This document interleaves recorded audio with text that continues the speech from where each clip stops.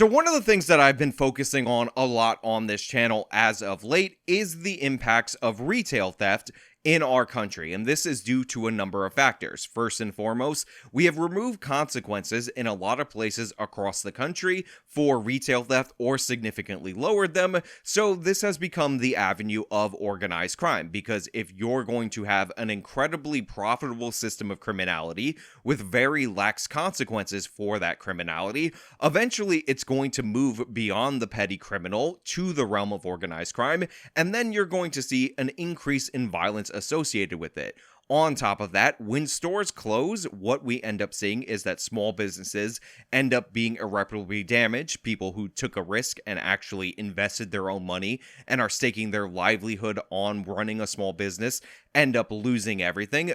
Jobs, which are unskilled jobs most of the time, end up going away, which drives those people into poverty. And big stores that offer low prices that the poorest among us depend on disproportionately end up closing because they operate on selling a lot of volume at low profit margins. We've gone over this time and time again on this channel, but I really want to emphasize how bad it actually is, and specifically in the city of New York, because I live here. The numbers are crazy, and of course, I have personal bias to the place where I live. It's just a fact. Now, we're going to get into this. We're going to break down this piece from a local Fox News affiliate that was actually released 2 weeks ago. I'm glad I stumbled upon it now. But before we get into that, I just want to say thank you to my members. actualjusticewarrior.com/join. Get early access to videos via the secret video page. Give me the money. Give me the money. Okay? And thank you to the podcast listeners, Apple, Spotify, and Google's podcasting platform. While retail thefts here in the city are skyrocketing, we've all seen the videos of brazen cases of apparent shoplifting over and over and over again. And sometimes it's violent. So look, I just want to point out in full transparency, to be as honest and upfront as possible, that I am fully aware that a bunch of these incidents of retail theft are either old or don't take place in the city of New York. This is just the B-roll that the local news is going with, and obviously they're going to be biased towards the most brazen and eye-catching incidents rather than the ones that are more frequent in New York. But to be clear, they are happening and they're up significantly. How significantly? I will let the clip tell you how bad it has gotten in the city of New York. The city's latest figure shows a 44% rise in shoplifting across the 5 boroughs in just the past year. And retailers say the dramatic increase is having a negative impact on business and the quality of lives of New Yorkers. Joining us. So if you didn't catch that, it's on the lower third. And for my podcast listeners, let me say it for you. We are seeing a 44% increase in retail theft in the current year, according to the NYPD's crime statistics. Up 44%, and as that man just said, even though we typically, when we see a downturn, see a small spike in retail theft for a brief period of time, we have seen nothing like this in the history of the city of New York. Now, I want you to think about all the pressures that a business is facing today that they don't necessarily face. First and foremost, interest rates are going up, which means the price of borrowing money to even start a business is significantly higher. That's going to cut into profit margins. On top of that, more and more people are afraid of COVID or were afraid of COVID, so they weren't going out to stores. So you have a depressed customer base. On top of that, you have Amazon.com, the behemoth that delivers everything to your door that all of these retail giants have to compete with. So, through a combination of the fact that this is driving places out of business, and then when there's not enough foot traffic, even the stores that are still in business have less customers in order to deal with, and Amazon competing with them, and the price of money, and all of these other factors, we're actually seeing a significant drop in rentals for office space and storefronts in the city of New York. We talked about the increase in rise of retail thefts, but what levels are we at right now? Have you ever seen this before? No. So, I mean, typically these events are tied to maybe economic issues, when there's a downturn in the economy, recession, high inflation, which we just had, or high unemployment. And then we see a little spike in retail theft, and it's something that abates as the economy gets better. But we've never seen levels like this before. Just significant. It's having a really profound negative impact on our business. Yeah, I know. Why do you think that is, though? How we can present to the customer. Why are we at these levels that we've never seen before? Look, I think a couple things. As I said, sometimes it's tied to the economy, and we just came out of a very inflationary period. But more likely, it's tied to some reforms in some of the laws, like the bail law, bail reform law. And some of the district attorneys, not all, but some of the district attorneys are not prosecuting retail theft. Now, like this guy said, who, by the way, is talking very, very low, but still in a New York accent, so I can respect it, some of it is tied to the economy, like that initial bump that we did see after the Great Recession, and that we've seen in other economic hard times when there's high unemployment, high inflation, or an economic recession. Sure, we can understand that. However, one of the things that he points to is the fact that we have a bunch of criminal justice reforms that were passed into law, and some district attorneys in the city of New York, remember we have 5 district attorneys, 1 for each of the boroughs, are refusing to prosecute retail theft with any seriousness. And one of the things that he names is bail reform, which of course guarantees a same-day automatic release no matter how many times you repeat offend when you commit crimes that are not bail eligible. Obviously, if you're being released onto the streets right after you commit a crime, sometimes same day, you don't even really see a jail cell,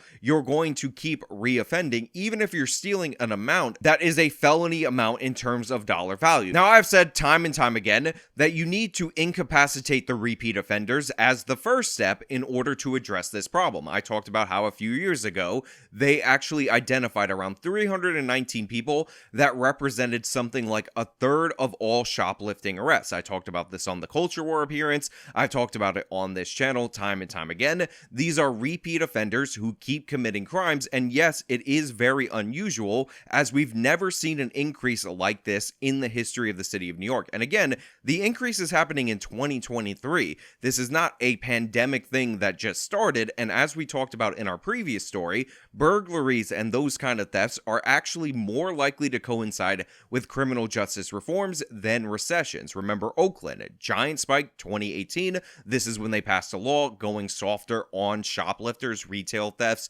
and supposedly non-violent crimes. That has consequences, and criminals respond to incentives just like everybody else. A lot of times they're rational actors, not desperate Aladdins, and that of course is leading to the spike. It's tied to some reforms in some of the laws, like the bail law, bail reform law. And some of the district attorneys, not all, but some of the district attorneys are not prosecuting retail theft.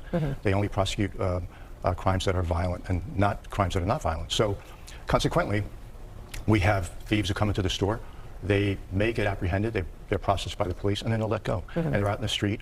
And sometimes, I would think, before they go home, they go and steal at another supermarket. So they're creating a kind of a class of recidivists, folks who, criminals who will hit stores many times and not fear any consequence of any real jail time. Now, the expert that they have talks about offenders that get out same day and then they rob another store on their way home. And while this is definitely happening, I will say there's something that has not been mentioned yet that's incredibly crucial, which of course is raise the age. Now, I really need you guys to look at these numbers on this chart and understand what it's showing you. It is 1 year before raise the age versus after raise the age. Now, before raise the age, 40% of youthful offenders, again, this is the beginning of your peak offending years, age 16, were rearrested. That number jumped and is now at 48.3%. So already a high recidivism rate from a group that we were already treating pretty soft due to their age jumped up significantly. As for felony arrests, it was a quarter of the people prior to raise the age. Now it's 35% being rearrested for a felony. As for rearrested for a violent felony, it was 17.7%. Now it's 27%.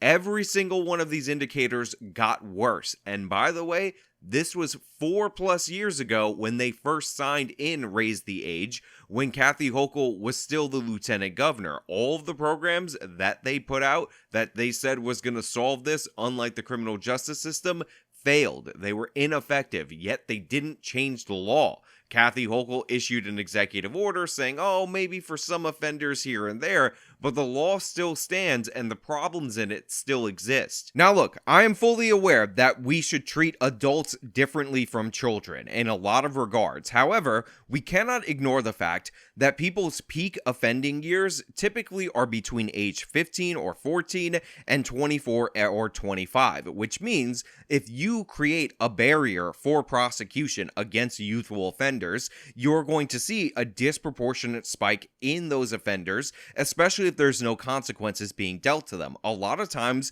you look at the people stealing these kind of things from stores. Sure, you have old people, sure you have homeless people, sure you have people who may even look like they're in dire straits, but disproportionately a lot of them look like kids, a lot of them look like teenagers. And when you combine the fact that it's already basically impossible to hold somebody who's an adult who's a retail thief, with the fact that prosecutors don't want to prosecute retail theft, with the fact that they're also going extra soft on youth offenders, it is no surprise that we're seeing a 44% increase in these types of thefts. And by the way, they escalate into violence. This is the myth of these kind of criminals, that they're just Aladdin, they're just stealing, they don't want to hurt anybody. If you confront them, if you're sick of it or whatever, nobody's going to get hurt. It's fine, they'll surrender immediately. It's not the case. These people are part of organized gangs that are stealing from the community and driving those communities into poverty. And they're actually putting out major institutions in terms of storefronts and areas of Manhattan and New York City out of business by their actions going unchallenged for so long. And the problem is only getting worse, unlike other crime statistics, which we have seen a slight decrease after a dramatic increase during the 2020 time period, specifically after the death of George Floyd. Now, as you can see, based on this chart that graphs petite larceny, we have some increases in street and sidewalk crime, home burglaries, and other commercial stuff is going down, as well as other public area crime is going down in terms of petite larceny. But commercial retail is skyrocketing, and this is because it has been made abundantly clear that there are no consequences for it. It is undeniable. You are in control of 130 stores. Correct. What types of stores are you seeing that are being hit the hardest? Well, I'll tell you, we have stores in New Jersey. Most of our stores are in New York. So 90 stores in New York out of 130 stores we have. So what happens in New York really affects the company. We're not seeing any real material change in New Jersey in terms of retail theft. It's all in the city. All in the city. All in the city. So what he just said was actually incredibly interesting, and I think it is important that you understand the significance of it. So he talked about how we see slight bumps in terms of theft, in terms of retail theft, after economic shocks to the system. This is unsurprising. I've never said that there's not any instance where poverty could drive somebody to criminality. However, I said overall that crime drives poverty far more frequently. But one of the things that we look for in terms of statistics, and yes, this applies in terms of criminal justice statistics, is if there are certain disparities between certain areas, and if those disparities can be tied back to an intervention or a lack of intervention. So when we have a guy who actually has a bunch of different storefronts, not only in the state of New York, in the city of New York, but also in New Jersey, which again has a similar population and all of that. And he says that we notice a dramatic increase only in New York City in the stores that he has in New York City, which by the way, it's also happening throughout New York State. That is obviously a significant indicator that something big has happened or something really relevant has changed in terms of policy that is applicable in the state of New York. We have isolated a variable, which is New York City. In New Jersey, they saw the bump in retail theft that we're all familiar with, but they managed to have that go down as normal. But in the city of New York, it's continuing to skyrocket. So obviously, there are differences in policies and the ways that they were implemented that end up creating the disparity. Now in New Jersey, they had a bail reform law as well. Now that bail reform law actually allows judges to get a score which assesses the dangerousness based on information that they put into a database that allows them to hold people that they have presumed to be a danger to society or an ongoing threat or repeat offender without bail or set bail for those individuals. But in New York, all we did was list a bunch of crimes that you are not bail eligible for, and even though the list of crimes that you're automatically released for has been reduced due to the insanity of bail reform, obviously the supposedly non-violent, no big deal kind of crimes are still on that list. On top of that, we have raised the age in New York, which I just referenced, makes it really difficult to prosecute repeat offenders. On top of that, we have less is more, which makes it really difficult to violate the parole or probation of repeat offenders. It used to be that if you were released, if you were granted parole, or you were given a suspended sentence, also known as probation, if you violated the terms of that, which oftentimes would be being arrested for committing other crimes, you would be thrown back in jail. However, we've actually restricted significantly the ability for probation and parole officers to revoke probation or parole. And I think, as I said, there's this, I think there's an entitlement, a sense of entitlement among some of the criminals that they should and can steal from stores. And I think it ties back to the fact that some of these, DAs are not prosecuting to the extent that they should. Look, the proof in the pudding is in the taste, and what's going on in New York City is obviously leading to the criminality. And he talks about a sense of entitlement. You would feel entitled too if there was virtually no way to hold you accountable for the crimes that you're committing. If you're on parole or probation, guess what? You can't be held or violated based on the fact that you're arrested for retail theft. If you're a youthful offender, guess what? It's incredibly difficult for you to have a carceral solution or any kind of serious consequences. And even if you're put on probation, we just talked about how that's not really doing anything if you violate that probation. So there are no consequences via that avenue. And if you're somebody who goes before a judge and the judge knows for a fact that you're going to reoffend as soon as you get out of the courtroom, he can't even put you behind bars temporarily awaiting trial based on the fact that you're a repeat offender. On top of that, some of the district attorneys just don't want to prosecute them. Alvin Bragg made it clear that he's not looking for a carceral solution for anything except for attempted murder. When you set those standards up as the norm throughout your city, it is unsurprising that while we saw ticks in shoplifting and retail theft in other places, that only the places, and specifically the places that pass laws that go easy on these particular crimes, are continuing to see something rise. New York and New Jersey are similar in a lot of ways. This guy has stores in Jersey City, in Newark, places that oftentimes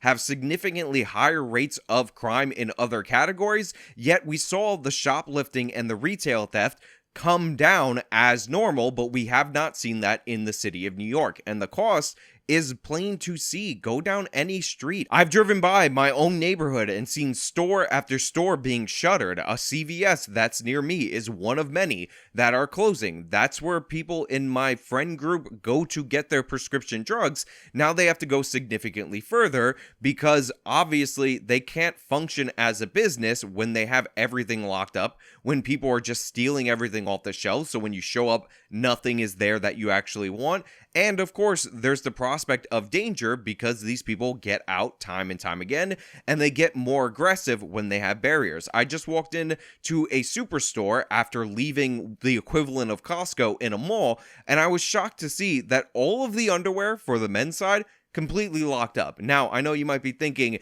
that people are eating those underwears, but trust me, this was not a sex store. This was a regular standard Walmart type, Target type business, and guess what?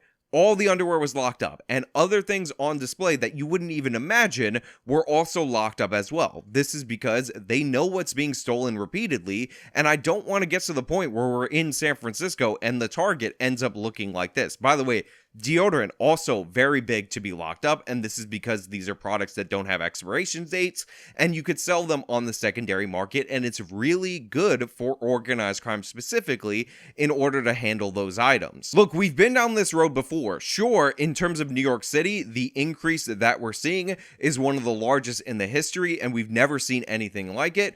But in actuality, retail theft was a much larger problem in the United States of America, and what ended up happening was prosecutors decided that they should make examples of people, and guess what? It abated. People will often throw out a bad argument about how the items that were being stolen are worth far less than the cost to incarcerate somebody for the crime, but in reality, it's not about the individual items being stolen. If you prosecute one person, or you make an example of one person, and that deters 20 other people people who are stealing because they're not afraid of consequences, then that is a good net effect. If the business actually stays in business, is producing for the economy, producing tax dollars rather than going out of business, then that is producing a worthy effect. If people are drawing salaries because, they work at these jobs and that's how they feed their family and they're not on public assistance, they're not being driven into poverty, those are worthwhile effects. We need to get back to this idea that we're going to prosecute these people seriously,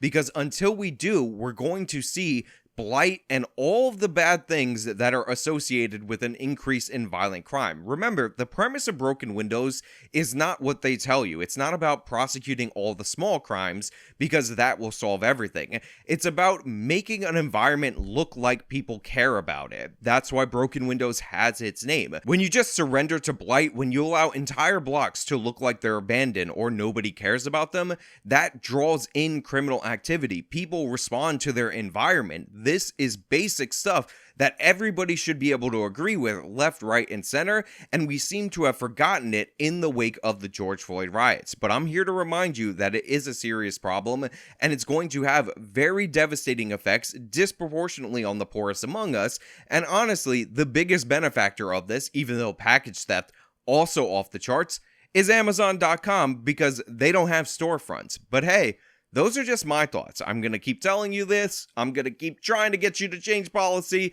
but let me know your thoughts down in the comments below. If you like the video, show them by leaving a like, subscribe for more content, follow me on all my social media, support me via the support links in the description of this video. This is me talking about the all-time numbers of retail theft in New York City. Till next time.